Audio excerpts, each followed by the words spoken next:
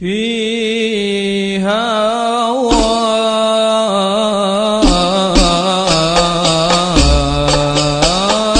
خير العباد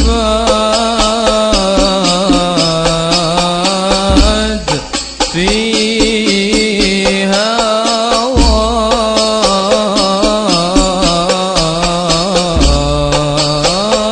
خير العباد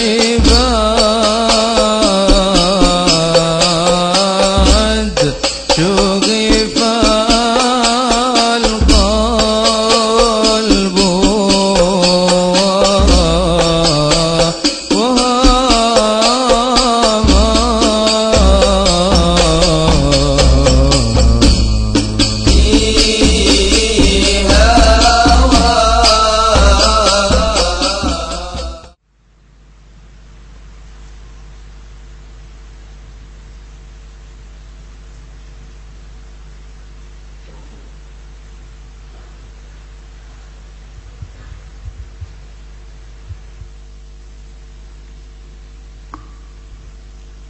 Bismillahirrahmanirrahim. Assalamualaikum warahmatullahi wabarakatuh. Alhamdulillah. Alhamdulillahilladzi amarna bil ittihadi wal i'tisami bihablillahil matin. Asyhadu an la ilaha illallah wahdahu la syarikalah. Iyyahu na'budu wa iyyahu nasta'in. Wa asyhadu anna sayyidana Muhammadan abduhu wa rasuluhu al-mab'utsu rahmatan lil alamin. Allahumma fasalli wa sallim ala sayyidina Muhammadin wa ala alihi wa ashabihi ajma'in. Amma ba'd. Para habaib yang mulia, lafu minnukum al-afu minnukum. Mohon maaf ya habaib, innama kumna imtithalan lil amr wa lastu min ahli dzalika ta'lim wa tadhkir. Saudara-saudara semua yang mulia, ini alhamdulillah kita berada di malam ke berapa ini? Yang tahu boleh pulang duluan. Malam ke-6, ke-4 daripada bulan Ramadan. Begitu saya meneruskan pengajian yang sudah disampaikan sebelumnya pada kitab Ar-Risalah Al-Jami'ah yang disusun oleh Al-Habib Ahmad bin Zain Al-Habsyi. Ini kitab Risalah Jami'ah, walaupun terlihat kecil, mungkin sudah disampaikan sebelumnya, ini adalah satu kitab yang meliputi Arkanuddin as-salat, 3 rukun agama, yaitu iman, Islam, dan ihsan. Ketiganya dimuat di sini. Bahkan ini kitab mengandung sir, mengandung rahasia. Ada sesuatu yang luar biasa yang ditanam, ditaruh di sini, diletakkan di dalam kitab ini oleh pengarangnya Habib Ahmad bin Zain yang merupakan murid dari Habib Abdullah bin Muhammad bin Alwi al-Haddad. Beliau mengatakan di awal kitab itu bahwa man arafaha wa amila biha narju lahu minallah an yakuna min ahlil ilmi zahiran wa batina. Siapa yang paham ini apa yang terdapat di dalamnya dan dia amalin apa yang disampaikan dalam kitab ini, aku berharap doa seorang soleh, seorang wali, seorang yang luar biasa buat kita, kalau kita pahamin, kita amalin ini apa yang disampaikan di sini, kita akan didoakan oleh beliau menjadi orang yang ahli ilm, menjadi orang yang berilmu zahir batin. Saya lanjutkan pelajaran yang terakhir saya dengar dari Habib Abdurrahman Al-Habsyi bahwa sampai dengan kitab zakat. Bismillahirrahmanirrahim. Qala al-muallif rahimahullahu ta'ala wa adaman nafa'a bi ulumi wa bi asrari fid darain amin. Az-zakah, zakat. Wa amma az-zakah bi arkanil Islam. Fatajibu 'alal muslimi ma'rifatu anwa'il amwalil wajibati fiha wa hiya an-na'am wan naqdan wat tijarah wal rikaz wal ma'din wal mu'asyarat wa hiya al-hubub wat thimar. Fala zakata fi ma siwa an-na'am as-sa'imah wa yushtaratu al-hawlu laha wa kadzalika yushtaratu lin-nuqudi wat tijarah wa yushtaratu fi hadhihi al-anwa' an-nisab aidan wa wajibun naqdain wat tijarah rub'ul ushur wa wajibul hubub wa thimar allati suqiyat bi mu'nah nisful usyur wa bi ghairi mu'nah al usyur.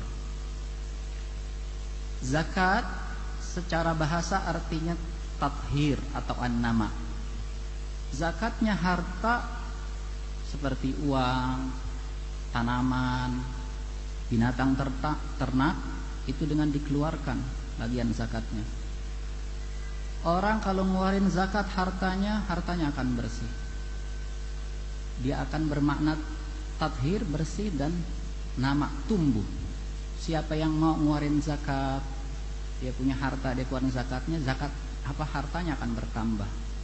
Zakatnya harta dengan zakat yang disebutkan di sini. Zakatnya badan, ini tubuh, dengan zakat fitrah. Kalau mau badan kita sehat, tumbuh dengan baik, keluarkan zakat fitrah dengan benar. Zakatnya jiwa, ruh manusia adalah dengan puasa. Siapa yang mau jiwanya tumbuh dengan baik, siapa yang ingin jiwanya menjadi bersih, maka berpuasalah dengan sebaik-baiknya. Dalam ayat Al-Quran, dalam surah At-Taubah ayat 109 atau 103, Allah Subhanahu wa taala berfirman, A'udzu billahi minasyaitonir rajim. Bismillahirrahmanirrahim.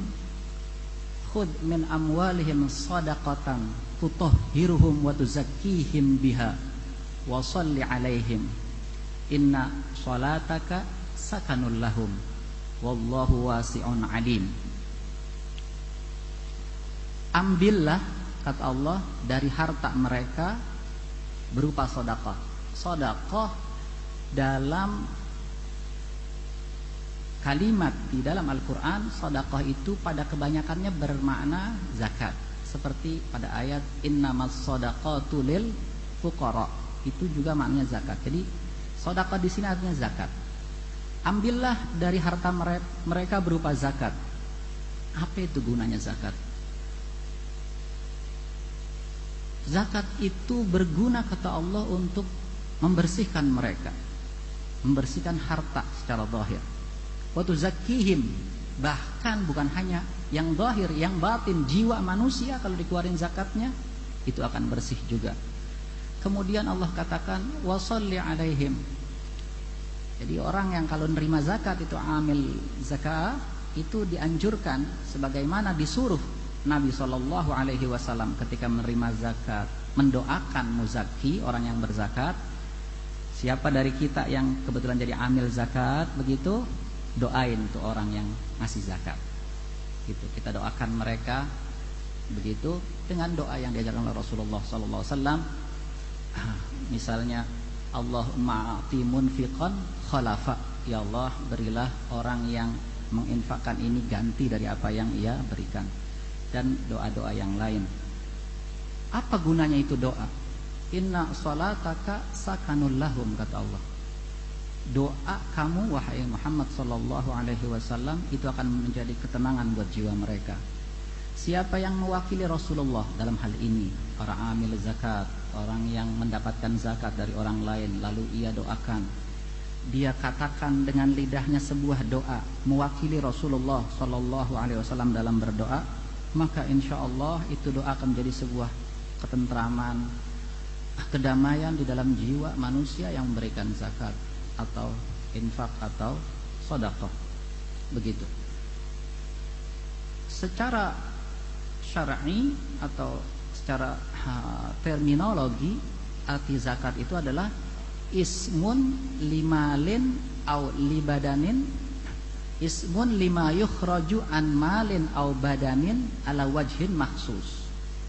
Nama untuk harta atau badan, tadi itu zakat fitrah, itu yang dikeluarkan dengan cara yang tertentu, pada jumlah tertentu, dengan cara tertentu, ada temponya 1 tahun pada beberapa bagian zakat, dan disampaikan, diberikan kepada orang-orang tertentu. Mustahiqiz zakah, masarif zakah itu yang 8 kelompok tersebut. Itu makna zakat secara umum. Wa amma zakah wa hiya rabi'u arkanil Islam. Zakat itu adalah hukum Islam yang keempat. Kita barangkali agak, sebagian kita ketika membaca ini akan mengatakan, saya sering dengar rukun Islam yang keempat itu puasa. Urutan rukun Islam yang sering kita dengar itu syahadat, salat, zakat, puasa, haji. Sering kita dengar. Beliau seorang alim juga tahu seperti kita. Beliau meletakkan ini karena memang ada riwayat di dalam beberapa hadis sahih, pada Sahih Bukhari bisa dilihat, juga di Sahih Muslim juga yang lain, diletakkan zakat itu pada urutan yang keempat bukan kelima. Jadi mereka Habib Ahmad bin Zain maksud saya meletakkan zakat sebagai rukun Islam yang keempat bukan tanpa dasar. Itu yang saya maksudkan. Fatajibu 'alal muslimi ma'rifatu anwa'il amwal al-wajibati fiha. Wajib kita semua nih kaum muslimin yang ngaku dirinya sebagai seorang mukmin muslim untuk mengetahui harta apa saja yang kena zakat. Satu, wahiyan na'am, satu hewan ternak. Hewan ternak yang kena zakat itu jumhur ulama mengatakan hanya 3, yaitu kambing, baik itu kambing Jawa ataupun kambing domba, 2 sapi atau kerbau, yang ketiga unta. Sementara Imam Hanafi dan pendapat pada mazhab Ja'fari mengatakan semua binatang ternak yang boleh dimakan kena zakat. Menurut mereka begitu. Bahkan sebahagian ulama kontemporer hari ini seperti Yusuf Qaradawi dan yang lain itu bilang kalau ada orang pelihara ayam dan nilai ayam itu sama dengan nilai 40 ekor kambing, ketika sudah dipelihara selama setahun kena zakat. Menurut beliau. Gambaran biar kita ngerti bahwa ada perbedaan dalam hal tersebut. Tapi kita yang bermadzhab Syafi'i mengatakan hanya 3 itu saja, kambing, sapi dan unta. Sapi atau kerbau dan unta. Tentu pada jumlah tertentu. Kambing setelah 40 ekor, sapi setelah 5 ekor, begitu unta juga setelah 5 ekor. Satu, binatang ternak. Yang kedua, nakdan. Nakdan itu artinya 2 mata uang atau emas dan perak. Dulu emas dan peraklah yang digunakan sebagai alat tukar. Alat tukar itu buat ngebeli barang gitu, namanya alat tukar.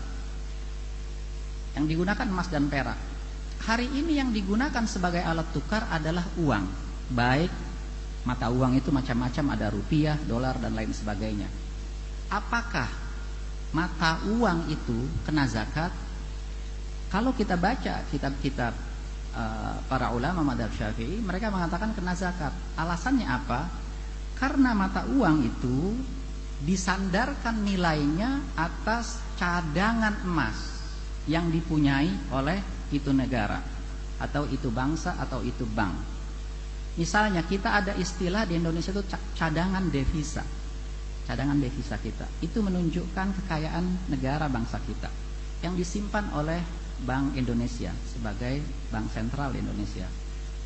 Devisa yang berupa dolar itu nilai dolarnya fluktuatif naik dan turun berdasarkan cadangan emas yang dipunyai oleh Amerika yang mengeluarkan dolar. Dia punya cadangan emas di Fort Knox namanya, salah satu tempat yang katanya paling aman di dunia.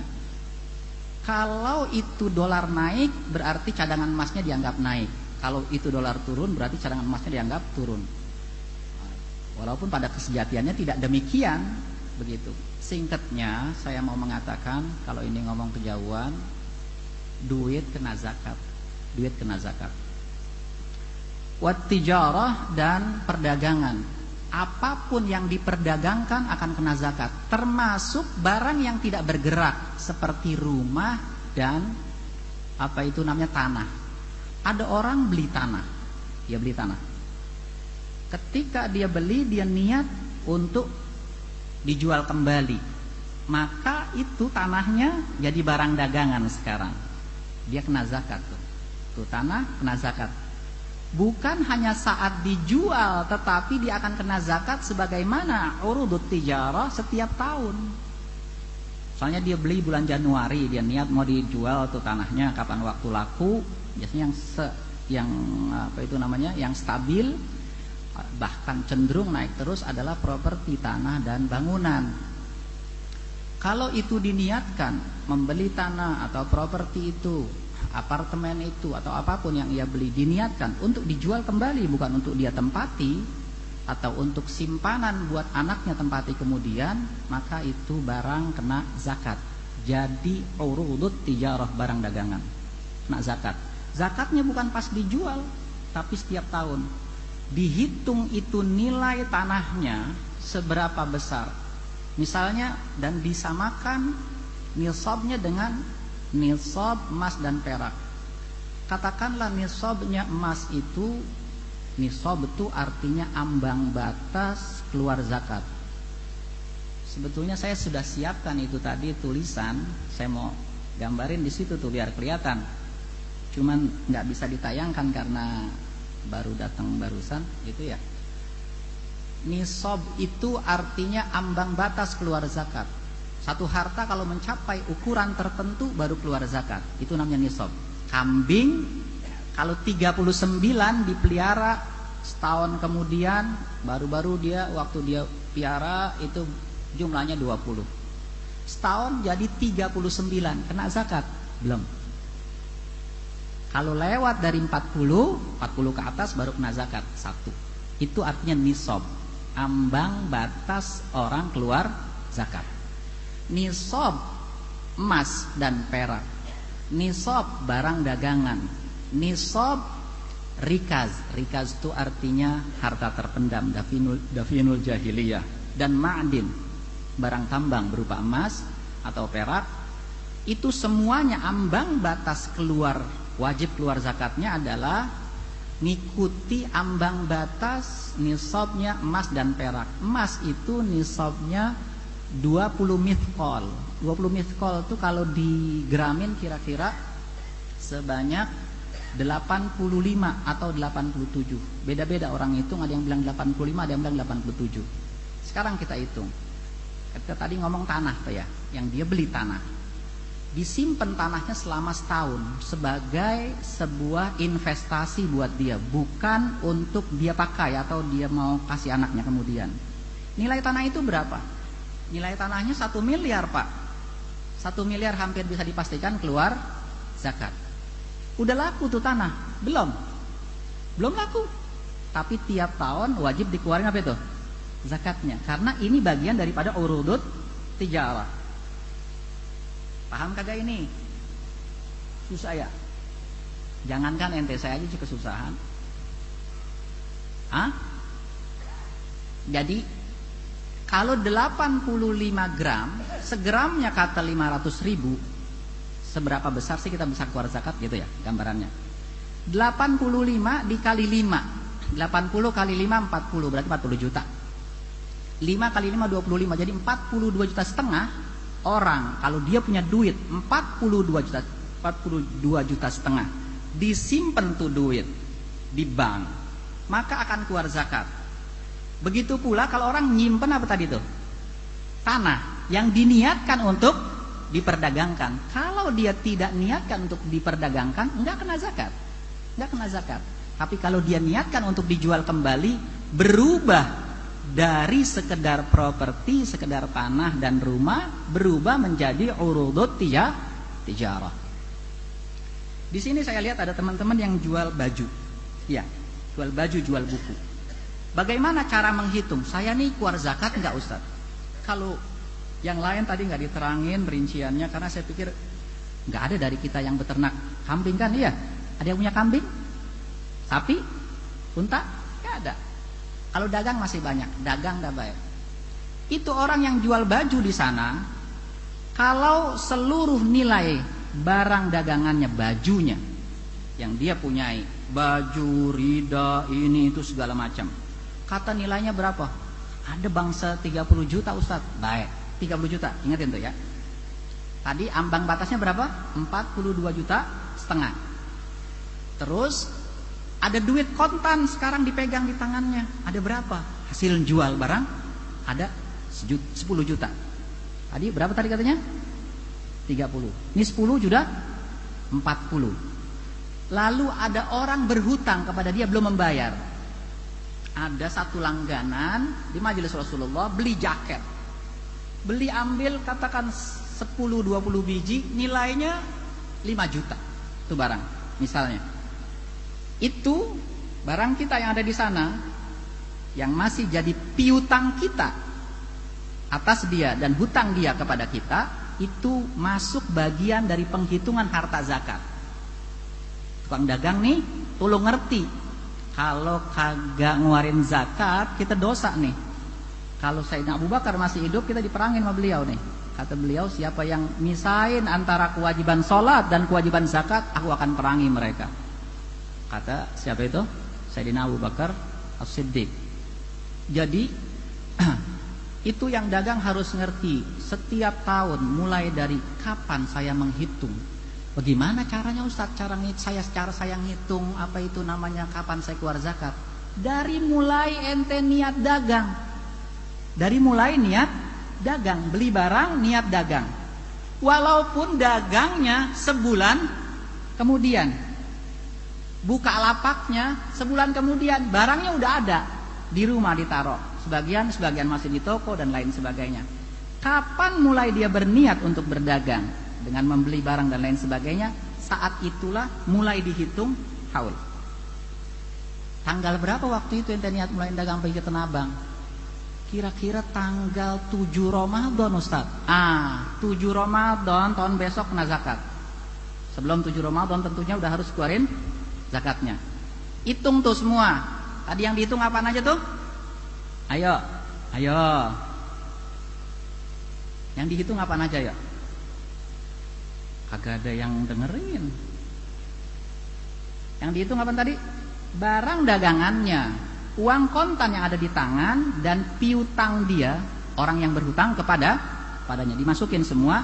Kalau jumlahnya mencapai nisab tadi itu, katakan 42,5 juta, maka kena zakat. Zakatnya seberapa besar? Cuma sekedar kecil sekali zakat dalam mazhab Ahlus Sunnah wal Jamaah itu cuma 2,5%. Kalau 50 juta itu 2,5%-nya cuma sekedar 1.250.000, 50 juta. Kalau ini 45 juta ya pasti kurang dari itu. Setahun ngeluarin segitu. Kalau ditanyakan, saya dagang Ustadz, ini bukan hanya barang dagangan yang saya punyai. Saya punya motor buat dagang. Saya punya nyewa toko lapak. 1 tahunnya 7 juta, 8 juta. Ini masuk penghitungan harta yang dizakati atau tidak? Tidak. Alat transportasi yang Anda gunakan buat mengangkut barang dan lain sebagainya, buat berdagang itu tidak dimasukkan sebagai bagian daripada penghitungan zakat. Juga tempat kita berdagang, termasuk etalasenya, kaca-kaca itu kan ada nilainya tuh. Kita beli kaca buat dagang, beli tenda buat dagang itu nggak dihitung. Yang dihitung barang dagangan, duit kontan, ame piutang yang kita punyai atas orang. Kalau nilainya mencapai misal 85 atau 87 gram emas itu, atau 200 dirham kalau menggunakan perak, 200 dirham itu kira-kira kalau pakai gram itu 595, ada yang bilang 609 gram perak. Perak murni, emas murni ya, emas berbakar maksudnya, nilainya begitu. Saya lanjutkan. Dan rikas itu artinya apa itu namanya, menggama harta karun yang disimpan oleh manusia, di mana diketahui harta karun itu atau harta yang terpendam tersebut bukan milik kaum muslimin. Terus madin itu artinya tambang, hasil tambang. Kita mazhab Syafi'i membatasi yang dimaksudkan dengan madin, hasil tambang itu cuma 2, emas dan perak. Tetapi pada mazhab yang lain, kalau kita baca, kita dengar keterangan dari guru, yang maksudnya madin adalah semua hasil tambang. Mereka berasumsi seperti ini. Cara berpikirnya itu, coba, seberapa banyak hasil tambang emas dan perak? Tidak begitu banyak. Emas dan perak tidak begitu banyak. Banyakkan mana dengan hasil tambang batu bara, hasil tambang gas, hasil tambang minyak bumi dan lain sebagainya? Banyakkan itu. Yang itu kena zakat, nggak kena zakat. Yang ini kena zakat. Itu pula lah, logika itulah yang digunakan pula oleh orang-orang. Saya sekali lagi sedang menyampaikan pandangan orang yang bukan mazhab Syafi'i, supaya kita punya pemahaman. Ketika kita berhadapan membaca satu keterangan, kita ngerti asumsinya dibangun dari mana, dasarnya apa itu orang mengamani. Ada orang bilang kalau kita kerja, saya sebagai seorang pegawai, saya punya gaji, saya kena zakat. Zakatnya zakat penghasilan, Islam mereka zakat penghasilan. Dalam mazhab Syafi'i tidak ada zakat penghasilan. Begitu. Mereka mengandaikan begini, melogikakan begini, menganalogikan begini, mengkiasnya seperti ini. Kayaan mana sekarang seorang yang berprofesi sebagai dokter, sebagai lawyer, sebagai pengacara, atau pekerjaan yang lain, pejabat negara, dengan seorang petani? Yang rata-rata lebih kaya yang mana? Menurut ente yang kaya sekarang ini yang mana? Dokter, pengacara, ame pejabat, atau apa itu namanya, petani? Yang lebih kaya itu orang tadi yang sebut duluan. Petani kena zakat sampai zakatnya itu 1/10. Sementara orang-orang itu tidak kena zakat. Itulah asumsi yang dibangun, rasanya tidaklah apa itu namanya logis. Kalau petani kena zakat, orang ini tidak kena zakat. Kalau dia simpan uangnya, kalau tidak disimpan, tidak kena zakat terus. Saya rasa sampai di sini ditulis, afwan ya Ustadz, waktunya terbatas katanya, begitu. Besok kita terusin. Jadi gimana tuh cara ngitung barang dagangan? Gimana cara ngitungnya? Barang dagangannya yang didagangin dihitung, terus duit kontannya yang kita pegang, diutang kita sama orang. Ingetin, kalau nggak ada hal lain kita ingat, segitu aja cukup, bawa pulang ke rumah ya, biar saya nggak sia-sia datang kemari dari jauh. Rumah saya jauh gitu, datang kemari sia-sia, kagak ada yang ngerti kita ngomong panjang lebar. Saya rasa cukup sampai di sini. Mohon maaf ya habaib. Hadanallahu ikum ajmain. Assalamualaikum warahmatullahi wabarakatuh.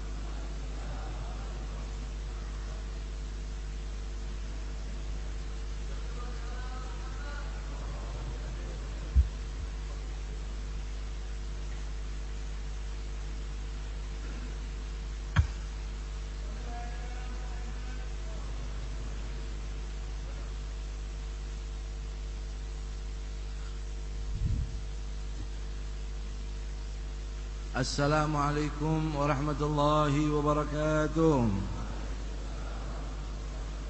Bismillahirrahmanirrahim.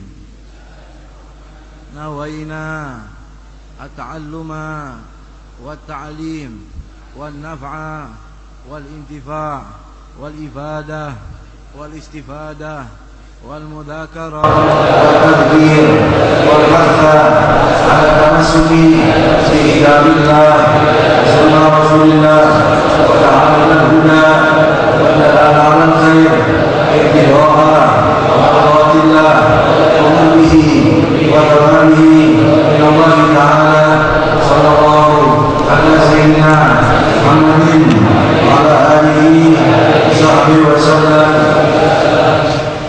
Alhamdulillah, wassalatu wassalamu ala sayyidina Rasulillah Muhammad ibn Abdullah wa ala alihi wa sahbihi man wala. Wala hawla wala quwata illa billahil aliyyil azim, wa ma taufiqi illa billah, alaihi tawakkaltu wa ilaihi unib.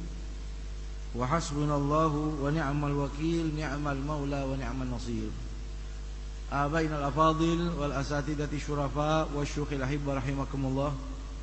Yang kita hormati dan kita cintai para habaib kita, berkhusus guru-guru kita yang hadir, Al-Habib Nabil bin Fuad Al-Musawa, Al-Habib Bagir bin Yahya, Al-Habib Ramzi bin Fuad Al-Musawa, Al-Ustadz Ubaidillah Khalid, Al-Habib Hud Ibn Al-Habib Bagir Al-Attas, mata'anallah bikulli hayatin fid darain amin.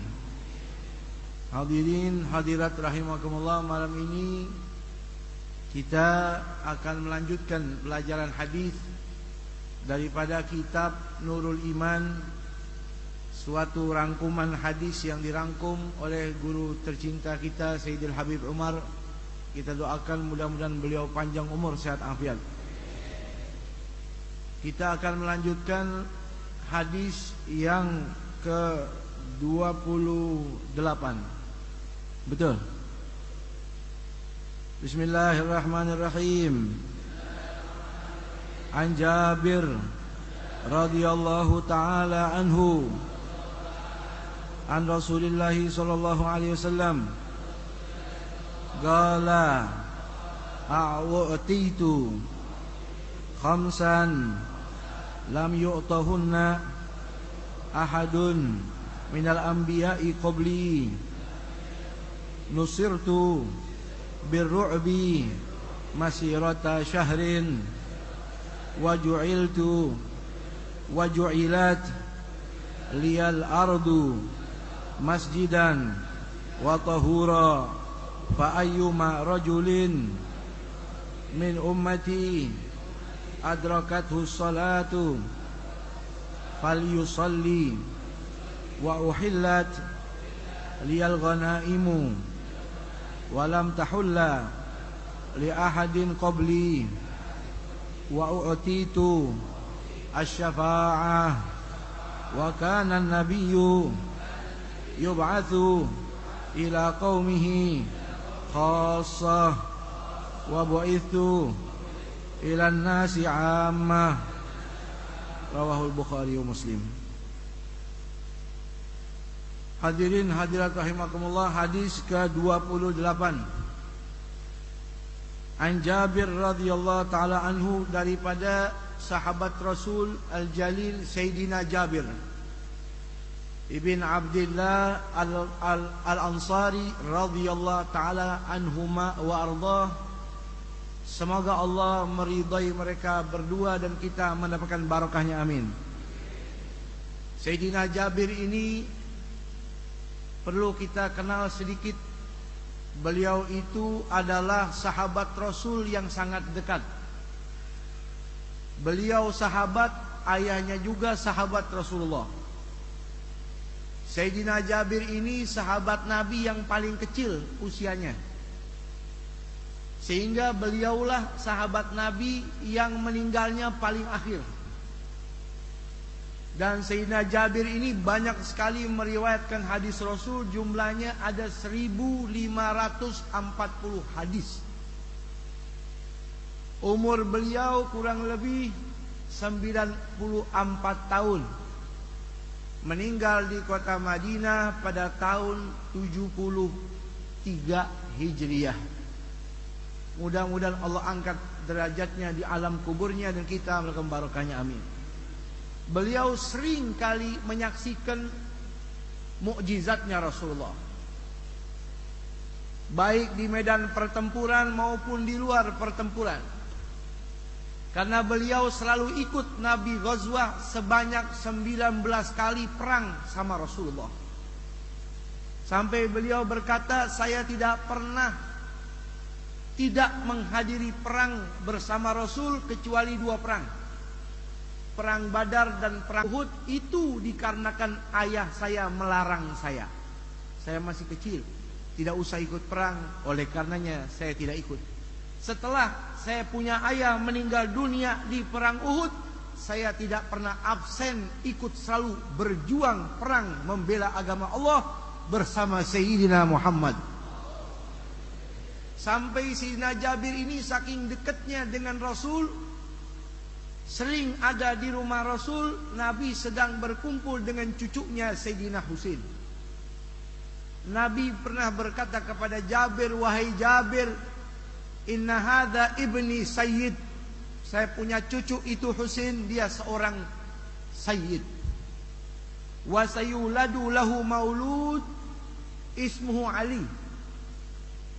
Wahai Jabir, itu saya punya cucu Husain, nanti di hari kemudian setelah dia dewasa bakal punya anak namanya Ali. Orang istimewa, kata Nabi. idza nada munadin yaumal qiyamah liyagum sayyidul abidin fayagum hada. Nanti di hari kiamat jikalau Allah suruh siapa orang yang menjadi pimpinan tuan orang yang ahli ibadah, yang akan berdiri itu anaknya Husain yang bernama Ali Zainal Abidin. Nanti Zainal Abidin itu yang bernama Ali wahai Jabir bakal punya anak. Sayuladu lahu maulud ismuhu Muhammad yabgarul ilm. Nanti Ali Zainal Abidin itu bakal punya anak namanya Muhammad Al-Bagir julukannya. Yabgarul ilm, dia akan menguasai setiap kota dengan ilmu-ilmu agamanya. Masya Allah. Idza laqitahu fa'agrihu minni salama. Wahai Jabir, kamu bakal panjang umur, bakal ketemu dengan cucu saya, bakal jumpa dengan cicit saya yang bernama Muhammadul Bagir. Kalau kamu jumpa dengan dia, sampaikan salam saya kepadanya. Subhanallah. Umurnya panjang, saudara hadirin hadirat. Ketemu Nabi, ketemu cucunya Nabi, ketemu cicitnya Rasul. Sudah tua, di tengah jalan dia melihat ada anak kecil yang berlumuran dengan cahaya keagungan. Dia hampiri anak itu, dia tanya, wahai anak kecil, man ismuka, siapa nama kamu? Dia jawab, nama saya Muhammad bin Ali Ibnul Husain. Betul. Maka menangis Sayyidina Jabir, dia berkata, sadaqa Rasulullah SAW. Kenapa engkau menangis? Saya jumpa dengan kakekmu Muhammad Rasulullah. Kalau jumpa dengan cucuku, anak daripada cucuku, cicitku yang bernama Muhammad, sampaikan salam rinduku untuknya dari Rasulullah SAW. Maka disampaikan salam tersebut. Sebagian ulama mengatakan setelah kejadian tersebut 3 hari, Sayyidina Jabir bin Abdullah meninggal dunia. Inilah Sayyidina Jabir, perawi hadis tersebut. Beliau gala radhiyallahu anhu arda an Rasulullah qala, Nabi bersabda, u'titu, aku telah diberikan oleh Allah Subhanahu wa taala khamsan, 5 perkara, 5 keistimewaan. Ini yang disebut di dalam hadis ini ada 5. Padahal saudara hadirin, luar biasa keutamaan Rasul yang diberikan oleh Allah. Di dalam kitab Qasaisul Kubra, Al-Imam Suyuti maupun ulama lainnya dalam kitab-kitab, Nabi itu diberi keistimewaan oleh Allah lebih daripada 300 keutamaan. Ini yang dicatat di sini ada 5, khamsan, 5 perkara. Yang mana 5 perkara ini lam yu'tahunna, Allah tidak memberikan 5 perkara ini ahadun, siapapun orangnya, minal anbiya'i, daripada seluruh nabi, qabli, sebelum aku. Jumlah nabi banyak, jumlah rasul luar biasa. Kata ulama, sebagian ada yang mengatakan 313 nabi dan rasul. Tapi yang wajib kita percayai, arti yang wajib kita ketahui, ada 25 yang disebut di dalam Al-Quranul. Semua nabi, semua rasul tersebut tidak diberi oleh Allah 5 keutamaan ini kecuali saya. Subhanallah. Apakah nabi sombong? La wallah, nabi tidak sombong. Tapi Allah Ta'ala berfirman, wa amma bi ni'mati rabbika fahaddis. Jikalau mana anda mendapatkan karunia Allah Subhanahu wa ta'ala, nikmat, ungkapkan terima kasih kepada Allah. Tahaddus bi ni'matil maula jalla jalaluhu wa ta'ala azamatuh. Makanya Nabi bukan sombong, tapi Nabi gembira. Ada 5 perkara.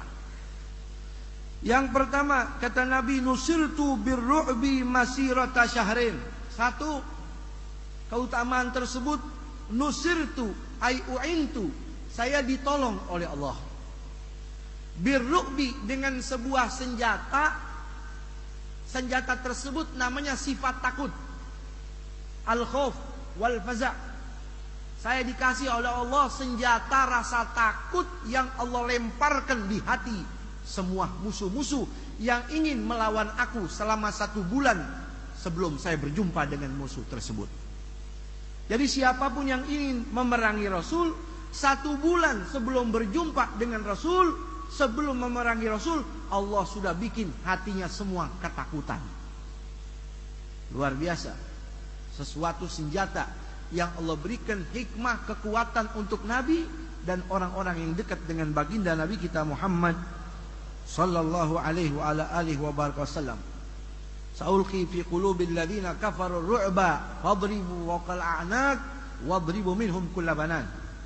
Dalam surat Al-Anfal Allah Ta'ala berfirman, aku telah letakkan di hati musuh-musuhmu sifat takut sebelum berjumpa dengan Rasulullah, maka tebaslah leher-leher mereka. Ini yang pertama. Yang kedua, waju'ilat liyal ardu masjidan wa tahura. Yang kedua, waju'ilat, dan dijadikan oleh Allah liya untukku, untuk seluruh umatku, al-ardu, bumi yang terhampar ini, masjidan wa tahura. Bisa dipakai masjidan, tempat sujud kepada Allah.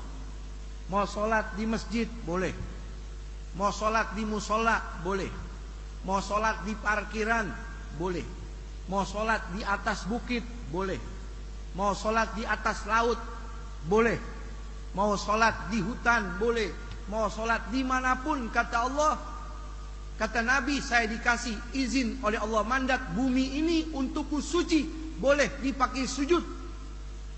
Masjidan, tempat sujud, dimanapun jadi wakaf untuk sujud kepada Allah, silahkan kata Nabi. Wa tahura, suci, selagi betul-betul tempat tersebut suci, bukan di atas kuburan-kuburan yang kita yakini dibongkar tanahnya, bukan juga di tempat yang kita lihat ada najis-najisnya, bukan juga di kamar mandi, tapi selain tempat tersebut boleh kita pakai sujud kepada Allah. Sayangnya Allah kepada kita umatnya Rasulullah.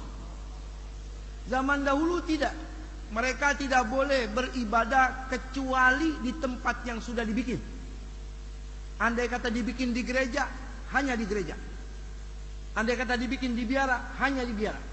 Andai kata dibikin di suatu ladang, kebun atau tanah yang terbuka, hanya di situ, dan harus dipimpin dengan pimpinannya. Di luar tempat itu tidak sah ibadah mereka. Subhanallah. Tapi kita subhanallah, di mana tempat kita mau jumpa dengan Allah, solat silakan. Sampai kalimatnya, fa ayyuma rajulin, siapa saja seseorang min ummati, daripada umatku, adrakathu salat, ingin melaksanakan salat, falyusolli, silahkan salat. Jadi Allah tawarkan kepada kita melalui Nabi, kalau pengen jumpa dengan Allah, yang bikin janji kita. Kalau kita mau ketemu presiden, mau ketemu pejabat, biasanya yang minta janji, yang ngatur tempatnya, kita apa pejabat itu? Pejabat. Kata pejabat, kalau mau ketemu itu Bib, presiden atau ketemu siapa, hari sekian, jam sekian, tempatnya di tempat tersebut. Betul? Ini ketemu manusia. Tapi ketemu Allah, kita yang nentuin. Makanya dikatakan oleh para ulama, wa hasbu nafsi izzan bi anni abdun yahfi bi bila mawaida rabbu. Kebanggaan untuk saya, manusia ini hamba Allah, bisa ketemu sama Allah, bisa sholat Allahu Akbar tanpa harus ada perjanjian di mana tempatnya. Wa huwal qudus al-a'azzu walakin al-tagihi bila aina wa aina uhibbu. Tapi saya bisa jumpa dengan Allah dimanapun, kapanpun saya mau. Tinggal kitanya mau ibadah atau tidak. Betul.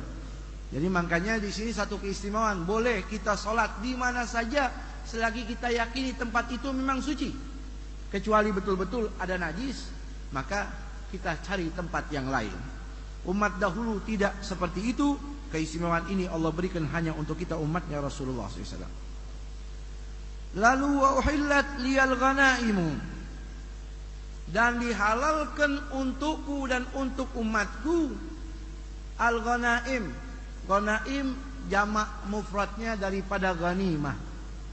Ghanimah dalam bahasa Arab artinya ar-ribhu wadh-dhafaru, sesuatu keberhasilan, kemenangan.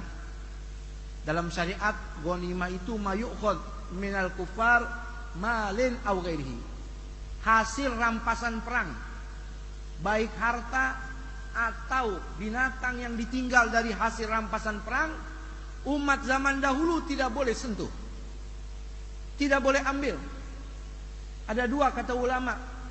Yang pertama, mereka tidak mendapatkan izin untuk jihad, makanya tidak ada yang namanya ghanimah. Yang kedua, ada ghanimah, tapi mereka tidak boleh makan, tidak boleh sentuh.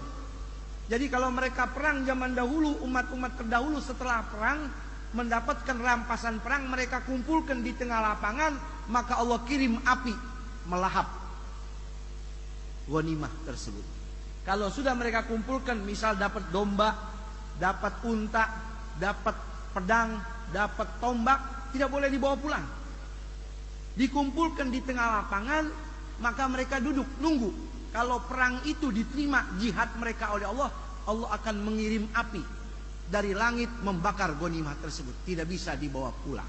Tapi kata Nabi, wa uhillat liyal ghanaim, tapi untukku, untuk umatku boleh ghanaim tersebut dinikmati atau diambil.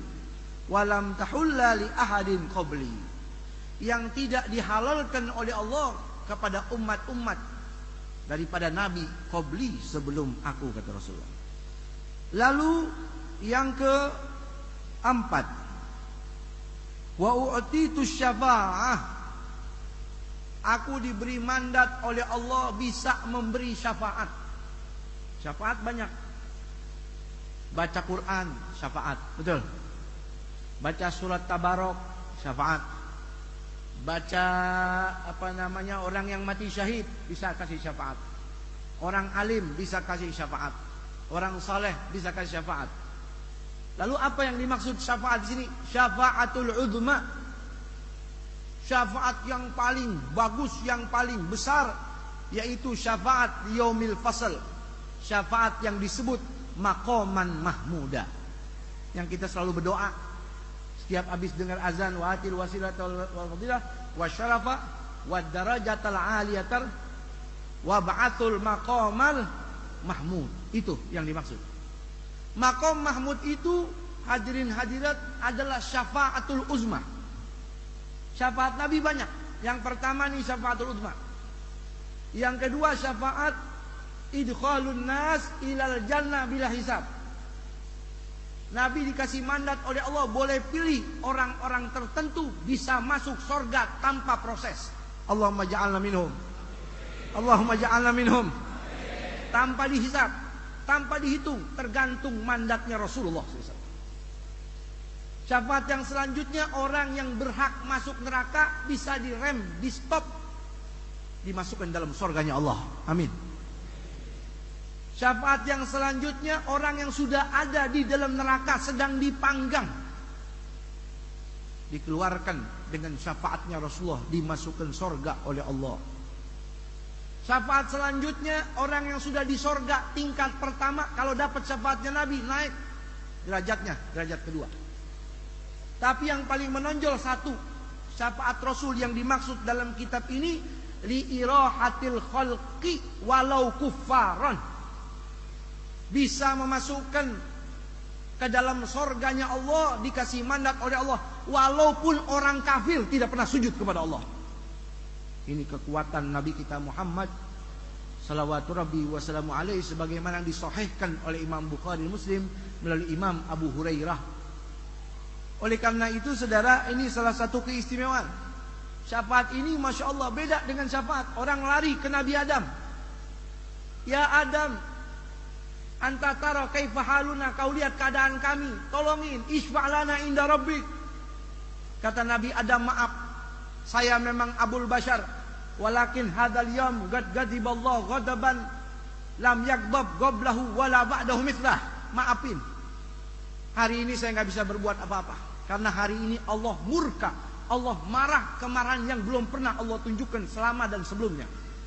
Silakan kalian pergi kepada Nuh. Manusia lari pergi kepada Sayyidina Nuh alaihi salam. Isfa'lana inda rabbik ya Nuh, wahai Nabi Nuh, tolongin kami. Lihat keadaan kami, kata Nabi Nuh, maaf, Allah kelamaran yang belum pernah kami saksikan. Nafsi-nafsi, silakan kalian pergi ke Khalilullah Ibrahim. Lari ke Nabi Ibrahim. Jawabannya sama, idhabu ila Musa Khalilullah. Sampai ke Nabi Musa, kata Nabi Musa sama, nafsi-nafsi, idhabu ila Isa. Sudah sampai di Nabi Isa, kata Nabi Isa, maaf nafsi-nafsi, idhabu ila Muhammad Rasulullah. Coba kita sekarang semua lari cari itu Muhammad Rasulullah. Setelah sampai manusia di depan Rasul, isfa'alana inda rabbik ya Rasulullah, anta khatam Rasulillah wa qad ghafarallahu ma taqaddama min dambi wa ma ta'akhkhar. Tolong syafaati kami wahai Rasulullah. Kata Nabi, ana laha. Rasul langsung pergi di bawah arasnya Allah, sujud bersimpuh kepada Allah. Sampai kata Allah, ya Muhammad, irfa' ra'sak wasal tu'ta washfa' tushaffa'. Wahai Muhammad, begitu lamanya kau sujud, angkat kepalamu, tunjukkan permohonanmu, ingin syafaat, pasti aku akan berikan. Maka saat itu manusia mendapatkan syafaatul uzma dari Sayyidina Muhammad SAW. Mudah-mudahan kita semua mendapat pilihan orang-orang yang mendapatkan syafaat Rasulullah. Yang terakhir, yang kelima, wa kana nabiyyu yub'atsu ila qaumi khassa. Adapun nabi-nabi zaman dahulu diutus pada kaumnya khusus. Ya, kaum khusus. Selain kaumnya enggak boleh. Ya, sebagaimana dalam Al-Qur'an, wa ila Madian akahum Syuaiba, Nabi Syuaib kaumnya Madian. Wa ila Thamud akahum Saleh, kaum Thamud nabinya Nabi Soleh. Wa ila Ad akahum Hud, kaum Ad nabinya cuma satu, Nabi Allah Hud alaihi wa ala nabiyina Abdul sallallahu. Tapi Rasul, subhanallah, wa ma arsalnaka illa rahmatan alamin wa bu'itsu ilan nasi ammah. Aku diutus oleh Allah kepada seluruh manusia, lapisan manapun, manusia, jin dan malaikat, bumi, langit. Allah kirim rahmat utusan, yaitu Sayyidina Muhammad SAW. Mudah-mudahan kita mendapatkan syafaat tersebut. Di dunia rajin membaca salawat, menghidupkan sunnahnya Nabi, cinta kepada keluarga Nabi, cinta kepada sahabat Nabi. Di hari kiamat Allah sempurnakan amal-amal kita yang pas-pasan dengan syafaatnya Rasulullah SAW. Amin ya rabbal alamin. Wa'alaikum minkum. Assalamualaikum warahmatullahi wabarakatuh.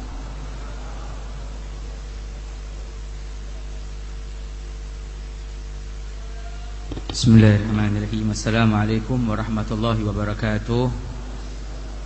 Alhamdulillah wassalatu wassalamu ala Rasulillah Sayyidina Muhammad bin Abdullah wa ala alihi wa sahbihi wa man wala. Hadratul muhtaramin, para habaib, para kiai, para alim ulama, khususan guru kita Al-Habib Nabil bin Fuad Al-Musawa, Al-Habib Ramzi bin Fuad Al-Musawa, Al-Habib Hud bin Muhammad Al-Baqir Al-Attas, Al-Habib Alwi bin Abdul Rahman Habsyi, Haji Ubaidillah Khalid, dan para asatidah yang lainnya yang mohon maaf saya tidak mampu menyebutkan namanya satu persatu karena terakhir kebagian hanya sedikit nasihat, waktu juga terbatas. Namun nasihat dari saya malam ini, yuk sama-sama kita tempatkan diri kita di bulan Ramadan, bulan yang mulia. Setelah kita mendengarkan ilmu-ilmu, tempatkan diri kita, kita para penuntut ilmu, ya, tempatin diri kita, catat setiap ilmu yang bermanfaat dari guru-guru kita yang tadi disampaikan, insyaallah memberikan keberkahan untuk kita. Dari masalah zakat, begitu pula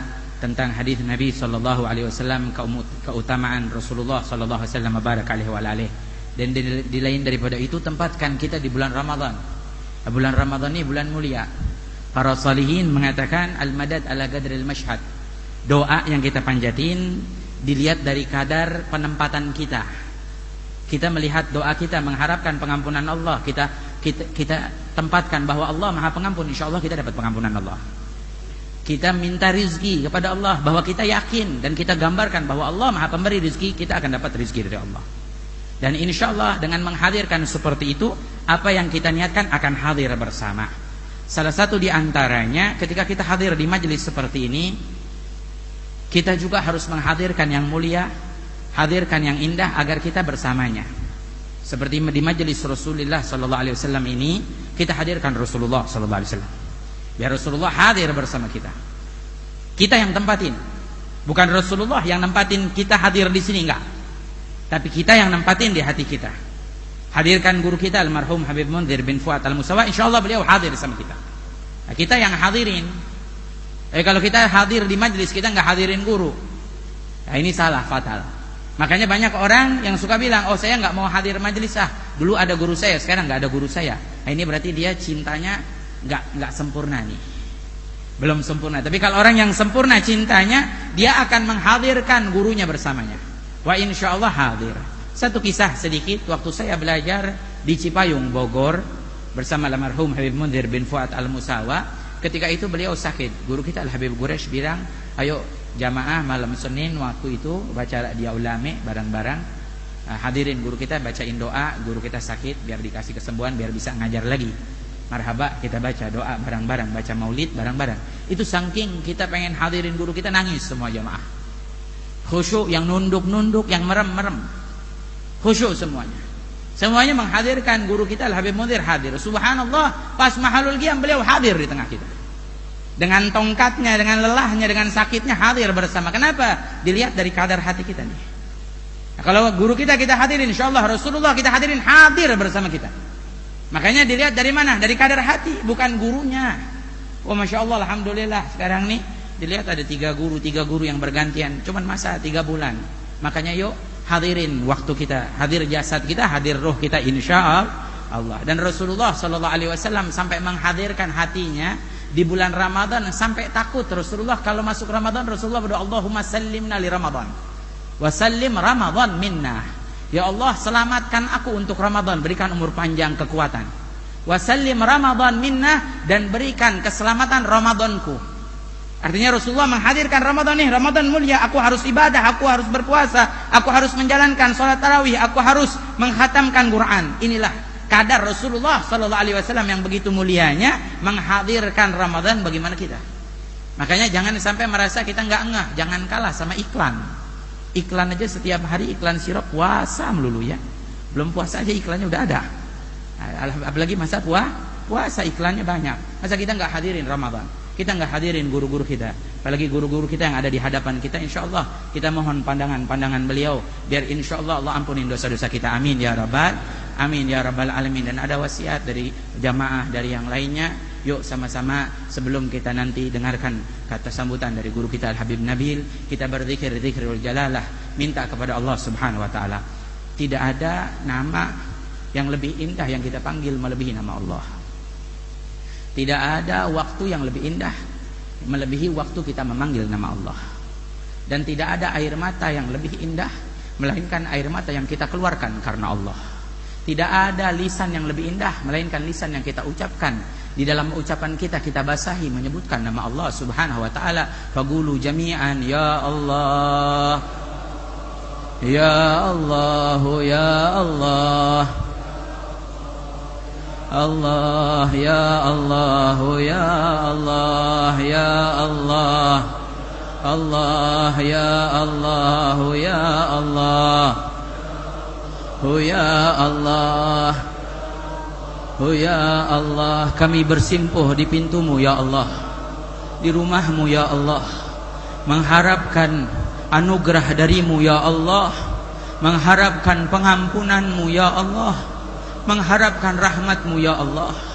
Dalam fase rahmatmu ini, dalam fase-fase pengampunanmu ini, di dalam setiap malamnya kau ampuni hamba-hambamu, jadikan kami tergolong orang yang engkau ampuni ya Allah. Di dalam setiap malam hamba-hambamu kau lepaskan ikatannya dari genggaman api neraka. Lepaskanlah ikatan kami dari api neraka, jauhkan kami dari api neraka ya Allah. Allah ya Allah, ya Allah, ya Allah. Jangan jauhkan kami ya Allah, jangan jauhkan kami ya Allah, jangan sia-siakan kami ya Allah, jangan kecewakan kami ya Allah. Kami hanya berharap padamu, kami hanya meminta padamu, kami hanya bergantung padamu, kami hanya memohon padamu, kami hanya mengemis padamu. Kami memohon pengampunanmu, kami memohon rahmatmu, kami memohon dan mengemis cintamu, kami memohon dan mengemis ridhamu. Jadikan kami orang-orang yang mendapatkan pengampunanmu dan tidak engkau jauhi ya Allah. sebagaimana kau pesankan kepada malaikat Jibril untuk disampaikan kepada Rasulullah agar Allah Subhanahu wa ta'ala menjadikan dijauhinya orang-orang yang mendapatkan umurnya panjang sampai bulan Ramadan, namun mereka tidak mendapatkan pengampunan Allah, maka jangan golongkan kami dari orang-orang tersebut ya Allah. Jadikan kami yang berumur panjang sampai Ramadan tahun ini. Maka ampunilah kami ya Allah, ampunilah kami ya Allah, ampunilah kami ya Allah. Kalau Engkau tidak ampuni kami di Ramadan ini, maka kapan lagi kami akan mendapatkan pengampunan-Mu ya Allah? Maka kapan lagi kami akan mendapatkan pengampunan-Mu ya Allah? Ya Allah, ya Allah, ya Allah, ya Allah, ya Allah, ya Allah. Tidak ada yang lebih indah dari nama-Mu ya Allah. Tidak ada yang lebih agung dari nama-Mu ya Allah. Tidak ada yang lebih mulia dari nama-Mu ya Allah. Izinkan kami setiap waktu kami dapat menyebut nama-Mu ya Allah. Izinkan kami ya Allah. Ya Rahman, Ya Rahim, Ya Allah. Ya Rahim, Ya Allah, Ya Rahman, Ya Allah. Ya Rahim, Ya Allah, Ya Rahim, La ilaha illallah, La ilaha illallah, La ilaha illallah, La ilaha illallah. Muhammad Rasulullah sallallahu alaihi wasallam. Itu yang bisa saya sampaikan, kurang lebihnya mohon maaf. Dan terakhir saya mohon kita semua, khususnya Dewan Guru yang 3, kita nggak bakal berjalan kalau bukan jamaah yang bantu, kru yang bantu. Insyaallah mudah-mudahan majelis Rasulullah ke depan lebih syiar lagi. Itu semangat kita. Dan satu hal yang terakhir saya pengen sampaikan, almarhum Habib Mundir punya cita-cita besar, pengen jadiin kota Jakarta kotanya Nabi Muhammad. Kita belum punya cita-cita, tapi paling enggak kita bisa numpang cita-cita. Kita yang teruskan perjuangan beliau, insya Allah semuanya. Karena majelis ini majelis semuanya, biar insya Allah almarhum memberikan senyumannya untuk kita semua yang hadir di sini dan berbahagia dengan kehadiran kita di sini. Amin ya rabbal alamin. Wassalamualaikum warahmatullahi wabarakatuh.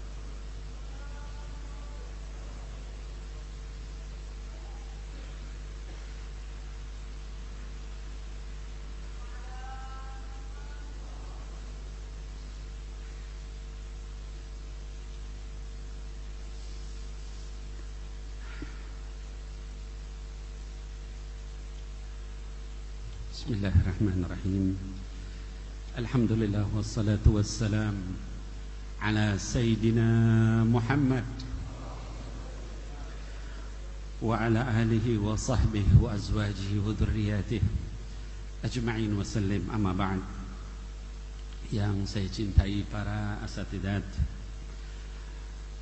Habib Bagir bin Yahya, Habib Alwi Al-Habsyi, Ustadz Ubay, Habib Hud bin Muhammad Al-Bagir Al-Atas.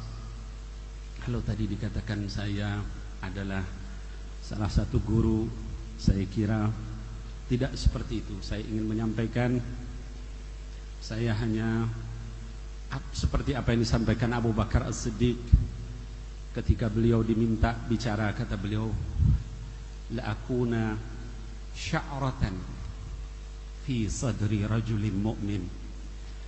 Seandainya saya itu hanya ditakdirkan menjadi sehelai bulu di dada seorang laki-laki yang mukmin. Kalau sampai Sayyidina Abu Bakar As-Siddiq radhiyallahu an itu demikian tawadhu'nya, demikian rendah hatinya, apalagi kita bukan siapa-siapa. Saya minta kepada Allah, kalau nanti Habib Alwi, Habib Hud, Habib Bagir, Ustadz Ubay dan yang lain di yaumil kiamah nanti sudah dinaungi sama Allah, melihat saya belum dinaungi, tolong ingat kepada saya. Dan mudah-mudahan kita sekalian yang hadir di sini diberikan barokah oleh Allah Subhanahu wa taala. Barokah yang bertumpuk. Barokah bulan Ramadan, barokah qiyam Ramadan, barokah ta'lim, barokah zikir, barokah doa. Semua barokah insyaallah, amin ya rabbal alamin. Anak-anakku, jamaah majelis Rasulullah sallallahu alaihi wasallam, tadi seharusnya saya memberikan pengumuman pertama, tapi adabnya adalah karena saya terlambat. Jadi tadi diminta saya bicara duluan, saya bicara paling akhir. Kenapa? Karena saya terlambat. Dan yang ingin saya sampaikan adalah, kalau antum tadi melihat para habaib, guru kita yang di depan, mungkin ada yang belum kenal. Saya mewakili Majelis Syura, Majelis Rasulullah SAW, Ayahanda Habib Muhsin Al-Hamid dan Habib Ahmad Bahar, ingin menyampaikan hari ini adalah periode pergantian dari Dewan Guru Majelis Rasulullah SAW. Kalau yang kemarin yang bicara di depan kita ada Habib Hamid Barakwan, Habib Abdurrahman Al-Habsyi, dan juga Habib Ahmad Al-Kaf, maka untuk periode Ramadan, kemudian Syawal sampai Dzulqa'dah, itu insyaallah yang akan menjadi guru, Dewan Guru Majelis Rasulullah sallallahu alaihi wasallam adalah yang di depan tadi, yaitu Habib Alwi Al-Habsyi, kemudian Ustadz Ubaidillah Khalid, dan juga Habib Habib Bagir bin Yahya. Jadi 3 orang insyaallah dalam 3 bulan yang akan datang. Kemudian yang berikutnya, saya ingin menyampaikan juga, ini penting, kaitan dengan nuzulul Quran Majelis Rasulullah sallallahu alaihi wasallam. Jadi satu tugas berat yang selalu saya emban adalah bagaimana memperjuangkan izin Monas. Nah, ini ada musibah, mungkin antum sekalian yang nonton televisi tahu, yaitu keributan yang terjadi antara Satpol PP dengan orang-orang di sekitar Monas itu. Sehingga akibatnya adalah Monas ditutup. Tidak boleh dulu digunakan untuk acara-acara. Jadi saya ingin sampaikan di dalam jalsah mubarakah ini, dakwah Sayyidina Muhammad sallallahu alaihi wasallam tidak akan berhenti walaupun Monas tidak bisa kita pakai. Tadi dikatakan ardullah wasi', bumi Allah itu luas. Dakwahnya akan terus berkibar insyaallah walaupun Monas tidak bisa kita pakai. Dan ini ujian buat antum sekalian, buat kita sekalian, apa kita istiqamah atau tidak. Jadi kita akan memperjuangkan di tempat yang lain, mungkin Istiqlal, mungkin juga Masjid Atin, Taman Mini, atau kalau semua dipakai, kita akan kembali ke Al-Munawwar ini, dan kita akan terus gaungkan dakwah Sayyidina Muhammad sallallahu alaihi wasallam. Jadi insyaallah itu yang kedua yang ingin saya sampaikan tentang nuzulul Quran. Dan pembicaranya ini juga doa dari antum sekalian. Kita sedang terus melobi ke Sayyidul Habib Habibana Umar bin Muhammad bin Salim bin Hafidh untuk mengirimkan murid-murid terbaiknya dari Tarin. Jadi insyaallah mudah-mudahan, kemarin ada beberapa yang disebut oleh beliau, yaitu dari India. Kita kemudian coba hubungi, tapi yang bersangkutan sibuk, ada 2 orang. Hari ini juga sedang dibahas oleh beliau. Jadi luar biasa perhatian guru mulia terhadap majelis ini, sampai beliau sendiri yang memilihkan siapa yang akan bicara di depan kita. Jadi kita tunggu insyaallah, anak-anakku sekalian, nanti ada kabar gembira siapa yang akan berbicara di nuzulul Quran Majelis Rasulullah sallallahu alaihi wasallam. Kemudian yang berikutnya, kami mengusahakan kerjasama dengan TV One, dan alhamdulillah salah satunya adalah acara Tempo Hari. Itu mengisahkan tentang manaqib dari Habibana Mundir bin Fuad bin Abdurrahman bin Ali Al-Musawa. Bagi kita yang sudah rindu, sudah kangen, tadi Habib Bagir dan para habaib, para guru kita di depan menyampaikan, hadirkan guru kita di dalam majelis. Nah, maka insya Allah ada kabar gembira nanti Rabu, ya tanggal 1 Juli kalau tidak salah, hari Rabu pokoknya, itu pagi jam 8.30 kita bisa menyaksikan bagaimana dakwah dari guru kita, Allah yarham al-maghfurlah, Habibana Mundir, dari sejak awal, termasuk bagaimana beliau dulunya dan seterusnya. Bagi kita yang rindu kepada beliau, kita tonton ya pada Rabu 1 Juli tadi. Saya juga ingin menyampaikan bahwa bagi antum yang punya media sosial, punya Facebook, punya Twitter, tolong di-tweet sebanyak-banyaknya. Kemudian juga di-like sebanyak-banyaknya. Kenapa? Karena kata TV One, kalau itu banyak yang minat, nanti akan dibikin episode kedua, episode ketiga, episode keempat. Tergantung berapa banyak yang suka dengan acara Allah yarham Habibana Mundir. Ya, jadi oleh karena itu kita sebarkan, kita sampaikan via media sosial. Kemudian yang terakhir, saya ingin menyampaikan juga, ini pesan dari Habibana Ahmad Bahar. Alhamdulillah majelis Rasulullah sudah punya travel umroh dan juga ziarah. Nanti yang akan memimpin ziarah adalah Habib Muhammad bin Alwi Al-Kaf, Ustadz yang di sebelah saya ini, yang selalu bersama antum, Ustadz Abdul Razak Qasdi, dan juga beberapa asatidat yang lain. Dan kita akan mulai dengan ziarah ke Tanggul nanti pada akhir Juli ya insyaallah. Bagi yang berminat nanti silahkan daftar, dan kita akan lanjutkan ziarah-ziarah ke tempat yang lain. Dan bukan hanya ziarah ke tempatnya, kita mencoba untuk berjumpa dengan keluarga dari beliau insyaallah ya, termasuk ketemu dengan para tokoh ulama-ulama di sana ya. Jadi silahkan nanti menghubungi Ustadz Syukron dan lain-lain. Saya kira mungkin itu beberapa pengumuman dari Majelis Syuro. Sekali lagi mudah-mudahan kita sekalian terus istiqomah Senin yang akan datang dan seterusnya. Dan marhaban kepada guru-guru kita yang baru. Mudah-mudahan insyaAllah bisa memuaskan antum sekalian di dalam Jalsa Al-Itsnain dan juga majelis malam Ahad. Saya kira mungkin itu, wallahu alam bisawab. Fa aqulu qawli hada wa astaghfirullah li wa lakum. Billahi taufiq wal hidayah. Assalamualaikum warahmatullahi wabarakatuh.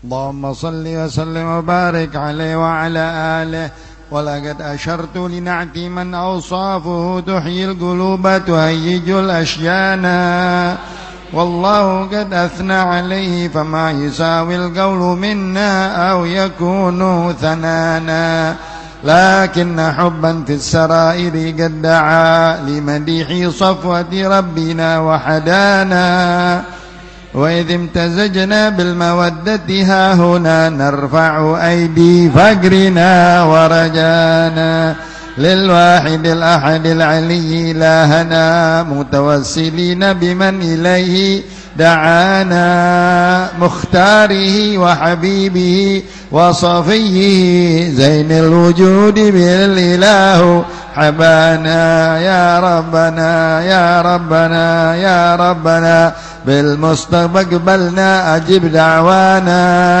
أنت لنا يا ذخرنا في هذه الدنيا وفي أخرانا أصلح لنا الأحوال واغفر ذنبنا ولا تؤاخذ ربي إن أخطأنا واسلك بنا بنهج طه المصطفى ثبت على قدم الحبيب خطانا أرنا بفضل منك طلعة أحمد في باجة عين الرضا ترعانا واربط به في كل حال حبلنا وحبال من ودى ومن والانا والمحسنين ومن أجاب نداءنا وذوي الحقوق وطالبا أوصانا والحاضرين وساعيا في جمعنا ها نحن بين يديك أنت ترانا ولقد رجوناك فحقق سولنا واسمع بفضلك يا سميع دعانا وانصر بنا سنة طه في بقاع الأرض واجمع كل من عادانا وانظر إلينا واسقنا كأس الهنا واشفي وعافي عاجلا مرضانا واقض لنا الحاجات واحسن ختمنا عند الممات وأصلحا عقبانا يا ربي واجمعنا وأحبابا لنا في دارك الفردوس يا رجوانا يا ربي واجمعنا وأحبابا لنا في دارك الفردوس يا رجوانا يا ربي واجمعنا وأحبابا لنا في دارك الفردوس يا رجوانا بالمصطفى صل عليه وآله حركت ريح الصبا أغصانا سبحان ربك رب العزة عما يصفون وسلام على المرسلين والحمد لله رب قال رسول الله صلى الله عليه وسلم أفضل ما قلت أنا والنبيين من قبلي لا إله إلا الله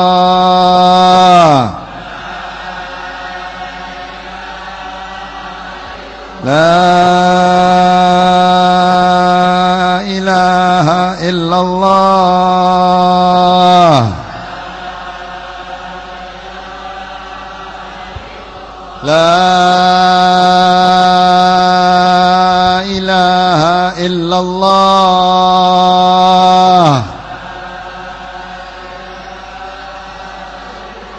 محمد رسول الله صلى الله عليه وسلم وشرف وكرم ومجد وعظم كلمة حق عليها نحيا وعليها نموت وعليها نبعث إن شاء الله تعالى من الآمنين ربي فانفعنا ببركتهم واهدنا الحسنى بحرمتهم وأمتنا في طريقتهم ومعافاة من الفتن اللهم اهدنا بهداك واجعلنا ممن يسارع في رضاك ولا تولنا وليا سواك ولا تجعلنا ممن خالف أمرك وعصاك وحسبنا الله ونعم الوكيل ولا حول ولا قوة إلا بالله العلي العظيم سبحانك اللهم وبحمدك أشهد أن لا إله إلا أنت أستغفرك وأتوب إليك وصلى الله على سيدنا محمد نبي الأمي وآله وصحبه وسلم والحمد لله رب العالمين.